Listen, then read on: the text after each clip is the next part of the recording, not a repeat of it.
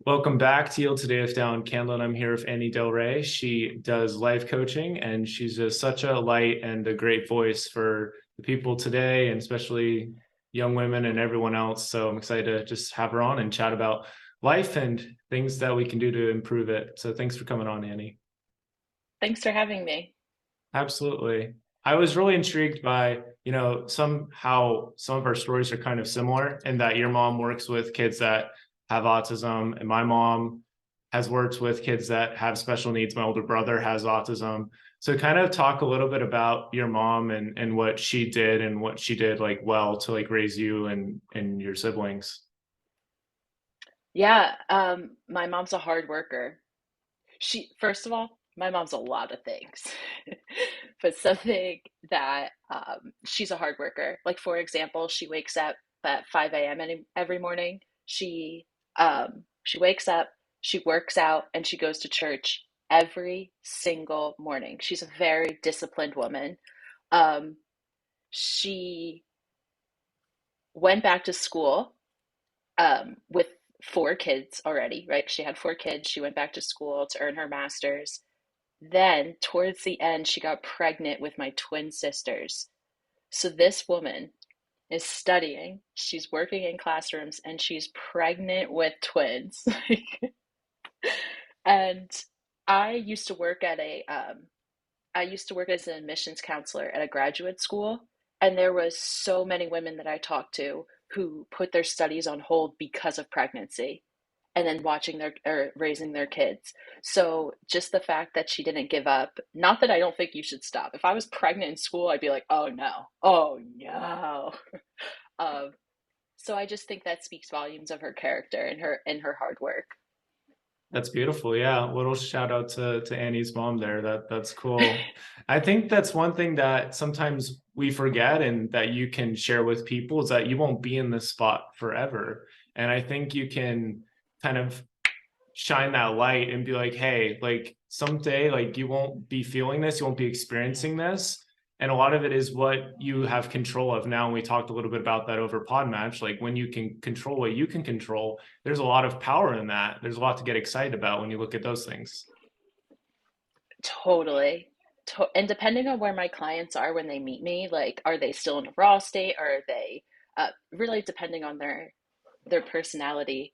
It depends on how I explain to them the idea of, listen, you are your problem. I'm so sorry to share, but I also want to share with you this amazing news of you're the solution. This is actually great news, but it depends on where they are in their journey. Like a lot of men, I could say to them, like, guess what? You're the problem. And they're like, I didn't want to hear that, and you're right. And then following it up with, like, but dude, this is the best news ever. You're also the solution. Let's talk about solutions. Yeah. Yeah. The truth can really hurt and it can be really like painful to hear that kind of stuff, especially when somebody hands you that cold truth on the cold platter instead of the warm platter of mashed potatoes and stuff you're so used to. It's like actually there's a lot of other things that kind of go into that. You know, for me, when I understood I had ADHD, all of a sudden a lot more things made a lot more sense. And I was like, oh, this explains a lot of things. And it was really humbling to be like, okay, so all those times where I was beating myself up about this thing that wasn't completely in my control, for sure. It was wasted time. And any time I was beating up myself Oh, was wasted time, period. And it's like now we can move forward and we don't have to do that. But that is the easier route is to mm. beat yourself up for it. Definitely. And go into victimhood. I'm a victim of this. So, for example, my brother was diagnosed with ADHD as an adult, but definitely had it as a kid, right? Didn't just like form overnight. And in the beginning, he spent, and this is many of my clients. I don't want to I probably shouldn't use him as an example. This is my other clients, blaming their teachers and parents for not helping. But number one, for the most part, probably none of them knew, right? Like I'm in my 30s now. No one talked about it when I was a kid. And I'm not even that old. Like, so, um, yes, let's say your parents and teachers suck. Let's say they knew and they didn't help. Now you're an adult. So what are you doing about it? And that's the difference between coaching and therapy. So therapy is you're spending time in the past, you're unpacking, you're healing, you're coping with the present. And coaching is like, let's talk about the past a little bit. Let's just find out what happened. Let's talk about the present, and all we care about is the future. That's all we care about. So let's not spend too much time in the past. Yeah. Yeah. Yeah, that's good. No, I was just thinking about like how if I had been diagnosed younger, then maybe I would have gone all Mm-hmm. these pills and like, let's fix it, you know? But instead, I, got into track and cross country and found my brain and all that stuff elevating, grades went up, and it just was like, wow, this is weird. And then, I didn't find out until everything more or less, I wouldn't say like fell apart, but it was kind of like at a standstill. And then Mm. things had to like happen all of a sudden, and it was just a brief episode that I wasn't expecting to happen. It was out of the ordinary. I was just serving as a missionary for my church. And then there's this giant ice cold snowstorm that came in, and we couldn't do anything for a couple of days. And then it was like all of a sudden, all this sort of started just hitting, and I couldn't go anywhere. And it was a lot, and it wasn't so much that I couldn't go anywhere as I had no control. Like, and I was, I was living with a missionary companion, so I couldn't go anywhere unless he was going with me, and so it was just nuts. So, but it's Mm. like I wouldn't change any of this. But the beautiful thing of what you're talking about, Annie, is that we can look at your coaching, we can look at you helping people to choose their new values. Well, now we can live a life based on values when maybe we haven't been living a life based on values. And that will change everything eventually. That will change everything I, that you're experiencing, feeling, seeing, it'll change it things. I love that you're saying it.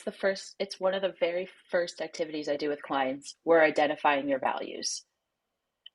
And every decision moving forward from that day, you ask yourself, does this align with my values? Does dating this person, does what's religion, right? Like, which religion do I identify best with?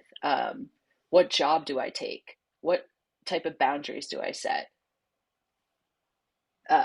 Things like that. Do you value loyalty, but you're with a partner who cheats on you?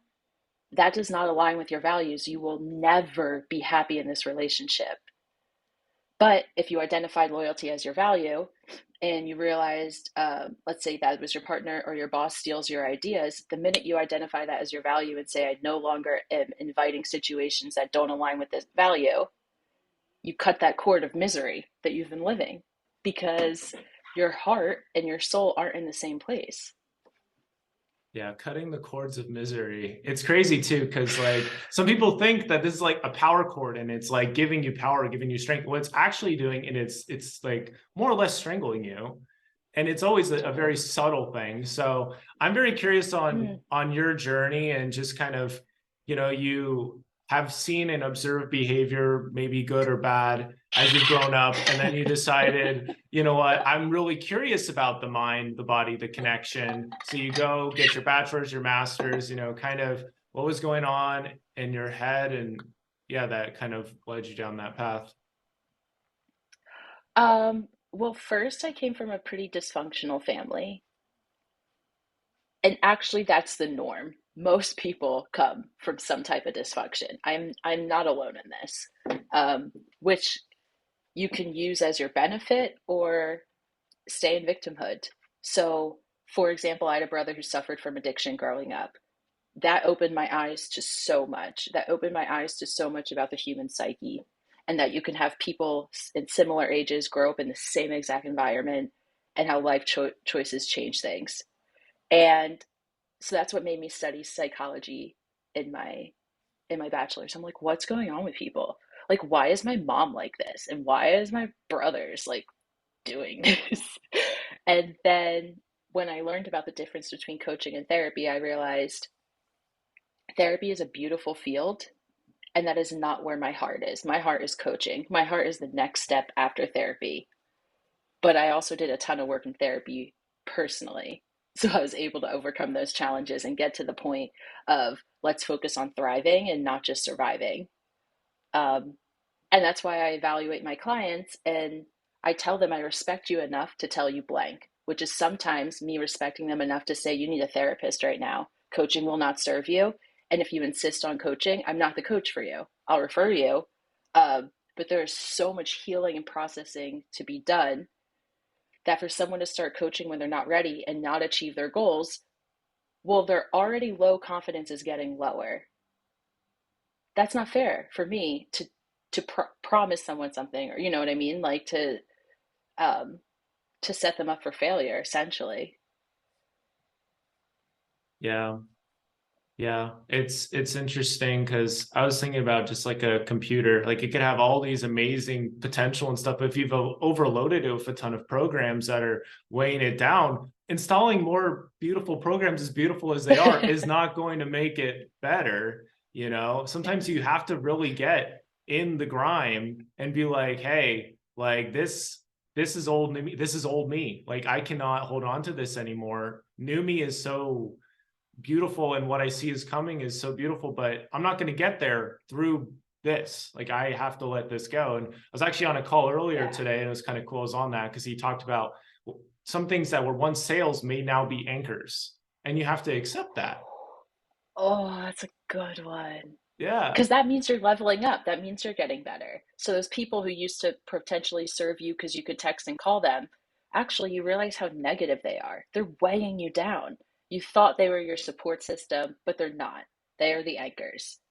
And I love that. That's so great. I'm That's a good glad. I'm one. glad you like that. Yeah, I love those little one-liner things that just change how you see things. But I've seen that as like people change all the time. You know, I was talking with a friend about this last night. It's like people change all the time. Somebody that was once really great at talking with you maybe has changed their values or whatever without realizing, or now they're kind of dragging you down, or you're leveling up like we were just saying. So, yeah.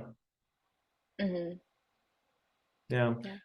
Well, I love how you recognize that you like the coaching route more than the therapy route. Because I feel like I'm kind of in the same boat. I love like looking towards what's coming and everything like that. Because the past is done and done.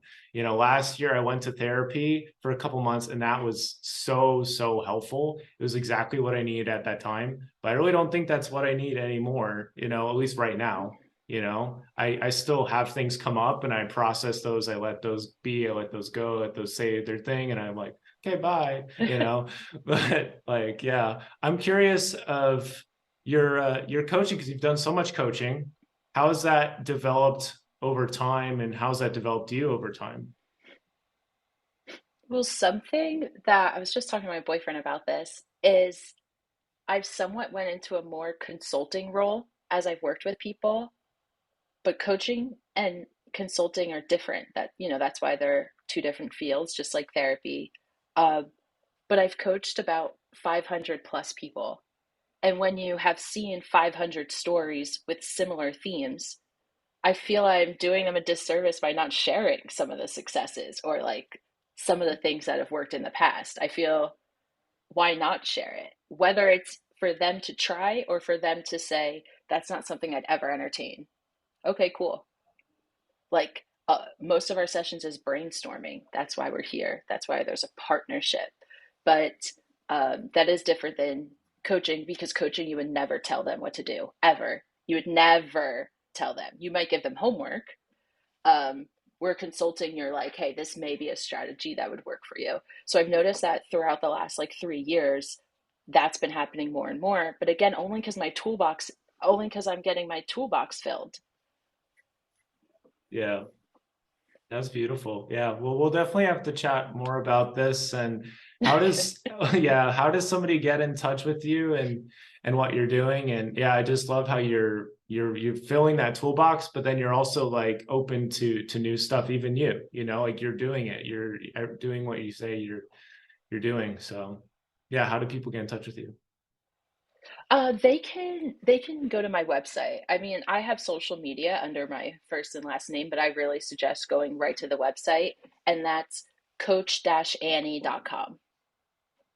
That sounds good. Yeah, I sort of see this as being like kind of a quicker, you know, just conversation more or less. We'll have to have you back on for a longer one, because I guess that's just that is what has happened today. But yeah, everybody check out more from Annie. I've just been mind blown with her energy and her excitement and her kind of like her mom, you know, her consistency at showing up and just reaching out and helping people. So I've certainly felt that since she reached out to me back in March, so it's 4 months ago today that actually she reached out to be on the podcast. So thank you so much for coming on, Annie. It was a lot of fun. Thank you for having me. Thank you.